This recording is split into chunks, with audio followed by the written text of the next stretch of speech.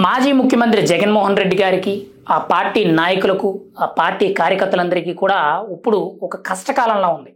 ఒక రకంగా చెప్పాలంటే గడ్డు కాలం అని మనం అయితే చెప్పుకోవచ్చు. ఎందుకనంటే గత నెల రోజుల నుంచి కూడా చూసుకుంటే జగన్మోహన్ రెడ్డి గారు ఎక్కడ ఏ పర్యటనకు వెళ్ళినా కానీ ఏదో ఒక తలనొప్పి రావడం, ఆ తలనొప్పి అనేది వైరల్ అవ్వడం, అక్కడ కేసులు నమోదవ్వడం, కేసులు నమోదవడంతో నాయకులందరూ కూడా ఇబ్బంది పడడం, దాని నుంచి దూరంగా వెళ్ళడం, జరుగుతున్న ఏదైతే కొంత వైరల్ అవుతున్న వార్తలు ఏవైతే ఉన్నాయో అక్కడ జరిగిన తప్పిదాల వల్ల వార్తలు ఏవైతే వస్తున్నాయో దాన్ని తిప్పికొట్టడానికి కూడా కనీసం నాయకులు ఇష్టపడడం లేదు. తాజాగా చూసుకుంటే పల్నాడు జిల్లాలోని రెంటపాళ్ళ అనే గ్రామానికి జగన్మోహన్ రెడ్డి గారు పర్యటనకు వెళ్ళారు. తన పార్టీకి చెందిన ఒక కార్యకర్త 2024 జూన్ 9వ తారీఖున ఆత్మహత్య చేసుకొని బెట్టింగులు కట్టి ఓడిపోవడంతో తను ఆత్మహత్య చేసుకొని చనిపోయాడు. ఆ వ్యక్తికి మొన్న రీసెంట్గా జగన్మోహన్ రెడ్డి గారు రెంటపాళ్ళ గ్రామానికి వెళ్ళి ఆ కుటుంబాన్ని పరామర్శించి అక్కడ విగ్రహ ఆవిష్కరణ చేశారు. అయితే ఈ పర్యటనకు వెళ్ళిన నేపథ్యంలో ఒక వృద్ధుడు, ఒక 62 సంవత్సరాలున్న సింగయ్య అనే ఒక వ్యక్తి వృద్ధుడు చనిపోవడం జరిగింది.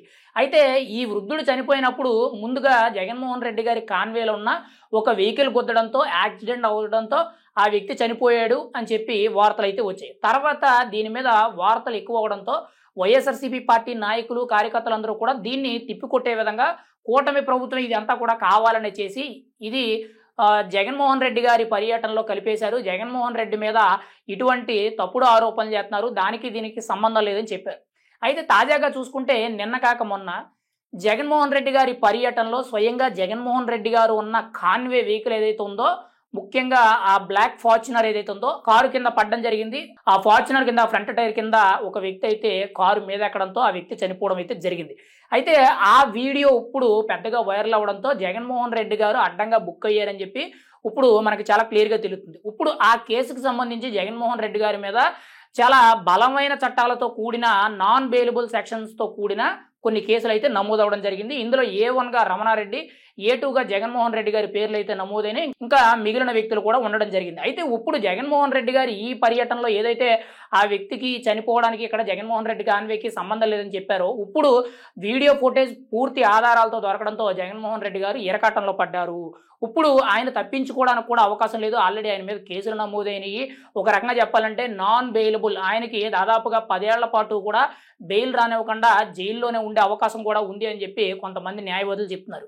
ఏది ఏమైనా సరే జగన్మోహన్ రెడ్డి గారి పర్యటనలో ఇటువంటి తప్పులు జరగడంతో ఆయన కొంత డైనమాలో పడ్డారని మనం అయితే చెప్పుకోవచ్చు. గతంలో కూడా మనం చూసుకుంటే పొదిలి పొగాకు కేంద్రానికి వెళ్ళినప్పుడు మహిళల మీద కానీ, పోలీసుల మీద కానీ, స్థానికుల మీద తమ కార్యకర్తలు రాళ్లు వేయడంతో అక్కడ కూడా కొన్ని కేసులు నమోదవడం జరిగింది. అంతకుముందు తోపుదుర్తి రామగిరి అనే గ్రామానికి వెళ్ళినప్పుడు అక్కడ హెలికాప్టర్ మీద దాడి జరగడం, అక్కడ కూడా ఒక కేసు నమోదవడం, ఇలా జగన్మోహన్ రెడ్డి గారు ఎక్కడికి పర్యటనకు వెళ్ళినా కానీ ఏదో ఒక ఇరకాటంలో పడడం జరుగుతుంది. ఇవి కాకుండా రీసెంట్గా కూడా చూసుకుంటే సాక్షి మీడియా ఛానల్లో ఏదైతే అమరావతి అనేది వేసీల రాజధాని, అక్కడ అమరావతిలో వేసీలందరూ కూడా నివసిస్తున్నారని చెప్పి సీనియర్ జర్నలిస్ట్ అయిన కృష్ణంరాజు, కుమ్మినేని శ్రీనివాసరావు వీళ్ళిద్దరు డిబేట్ సమావేశంలో జరగడం జరిగింది. మళ్ళీ దాన్ని సమర్థించే విధంగా పార్టీలో కీలక నేత అయిన సజ్జల రామకృష్ణారెడ్డి గారు కూడా శంకర తెగకి చెందిన వాళ్ళు, వీళ్ళు రాక్షసుల్లా ఉన్నారు, పిశాచుల్లా ఉన్నారు, వీళ్ళందరూ కూడా వచ్చి రోడ్ల మీద వచ్చి అల్లరి చేస్తున్నారని చెప్పి ఏదేదో మాట్లాడడం జరిగింది.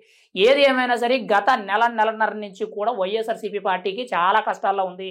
ఒక రకంగా గడ్డు కాలం అని మనం అయితే చెప్పుకోవచ్చు. ఒక రకంగా చెప్పాలంటే పార్టీలో చాలా మంది నేతలు కూడా ఈ 1 మంత్లో చాలా దూరంగా వెళ్ళారు. కొంత ఇబ్బందికరంగా మారింది. మనం వీటికి దూరంగా ఉంటే మంచిదని చెప్పి అభిప్రాయపడడం జరిగింది. ఇంకా క్యాడర్ అయితే చెప్పుకోని అవసరం లేదు.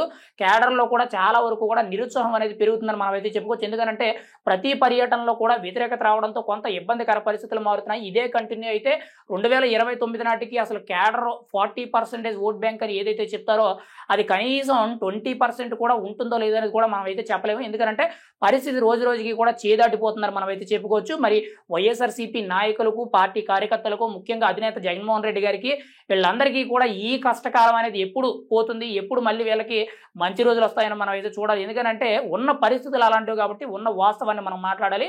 ఏది ఏమైనా సరే జగన్మోహన్ రెడ్డి గారి పర్యటనలో చాలా తప్పిదాలు జరుగుతున్నాయి. మరి వీటి నుండి ఆయన ఏ విధంగా బయటపడతారనేది మనం అయితే ఎదురు చూడాలి.